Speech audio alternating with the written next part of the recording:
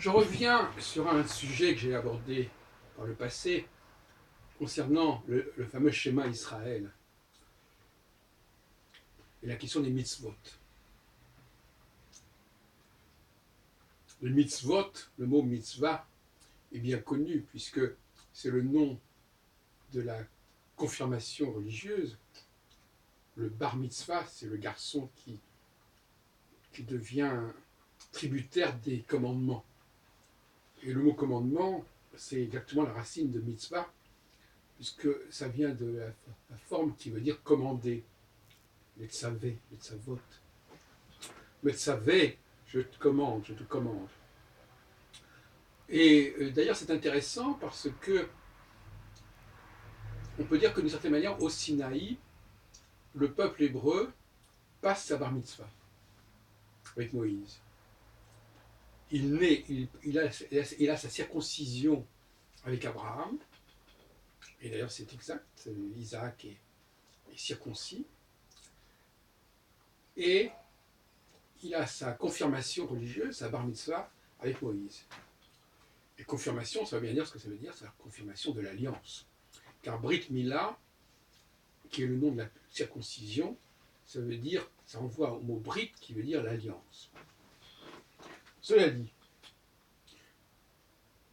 pourquoi le schéma Israël ne mentionne-t-il pas les commandements? Alors déjà, certains vous diront, ce ne sont pas des commandements. Là, il y a toute une polémique qui est très désagréable à ce sujet. En réalité, on trouve très bien la formule à Deutéronome 4. On voit les deux termes sont combinés. Lo tosifu al divrei asher anori metzavé. C'est-à-dire les paroles. Vous n'ajouterez pas aux paroles que je vous ordonne. Metzavé, c'est la même racine que mitzvah. Et les paroles, c'est le mot qui est utilisé pour dire effectivement, pour désigner les commandements dans le texte hébraïque. On dit les 10 paroles. Mais en réalité, les paroles, ici, le mot parole, c'est pas tout à fait. Le mot davar en hébreu veut dire à la fois parole, c'est le verbe ledaber, mais ça veut dire aussi la chose. Donc ici, par exemple, dans Deutéronome 4, on a traduit n'ajoutez rien à ce que je vous prescris. Mais en fin de compte, c'est une traduction qui est un petit peu abrégée. Tosifu à mes paroles,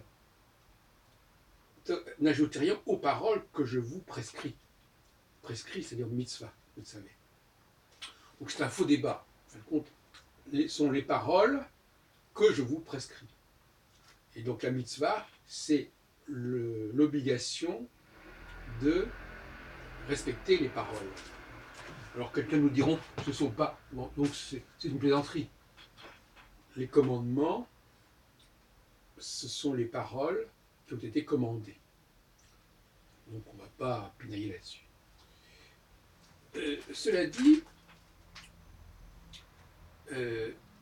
qu'est-ce qui me permet de penser qu'il faut absolument relier les 10 commandements au schéma Israël? Eh bien, tout simplement parce que dans le schéma Israël, il est question de ce verbe, ce fameux verbe. Alors, ce n'est pas l'adjectif ou ce n'est pas le substantif mitzvah, c'est le verbe metzavé, tout simplement, qu'on emploie à plusieurs reprises. On pourrait citer au moins 3 ou 4 occurrences de ce verbe metzavé. Et par conséquent, il n'y a aucune raison de ne pas rappeler les commandements. Or, le schéma Israël parle des commandements, mais il ne donne pas la liste. Alors qu'il est issu du Deutéronome, et dans le Deutéronome, à un chapitre, les chapitres qui se suivent comportent à la fois la liste des petits commandements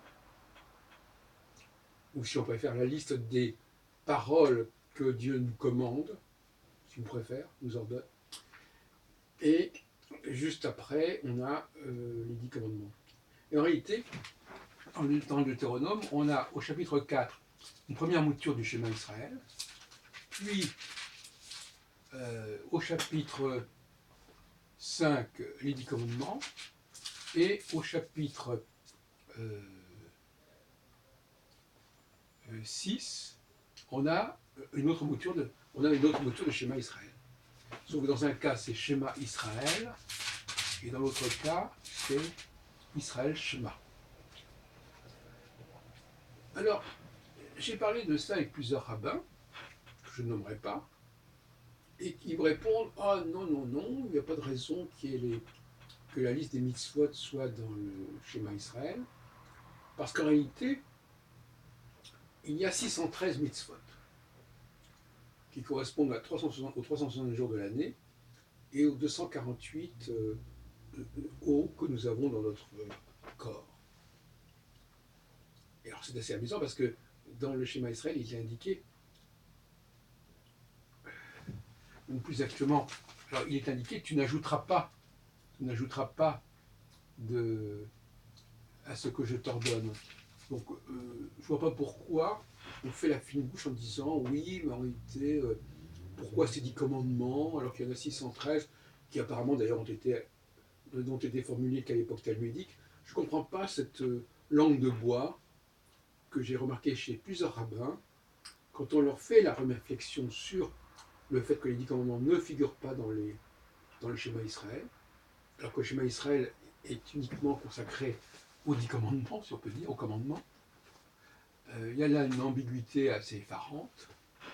Et donc la réponse, qui est maintenant plus ou moins stéréotypée, c'est « Non, mais c'est pas grave, de toute façon, on n'allait pas pouvoir citer les 613 commandements dans le schéma Israël. » On se fout du monde, tout simplement.